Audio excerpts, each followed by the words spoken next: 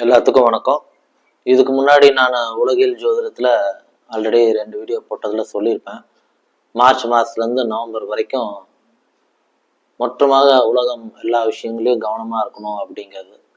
நிறைய இடத்துல வார் வருது, குண்டு வெடிக்கிறது, பிளாஸ்ட் அக்கர் ஆகிறது, பொருளாதார அப்சைட் டவுன் ஆகிறது, தங்க நகை சம்பந்தப்பட்டதில் ஏற்ற இறக்கங்கள் வருது. இதெல்லாம் கொடுக்குங்கிறத எல்லாருமே முன்னாடி சொல்லியிருந்தோம்.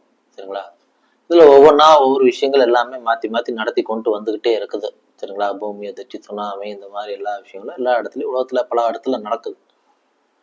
இது ஜென்ரலா நடக்கலையானா எல்லா இடத்துலயும் நடக்கும் தான். இது இந்த வருஷம் கொஞ்சம் தீவிரமா நல்லா ஓப்பனா வெளியே பேசுற மாதிரி நடக்கும் நிறைய விஷயங்கள். சரிங்களா?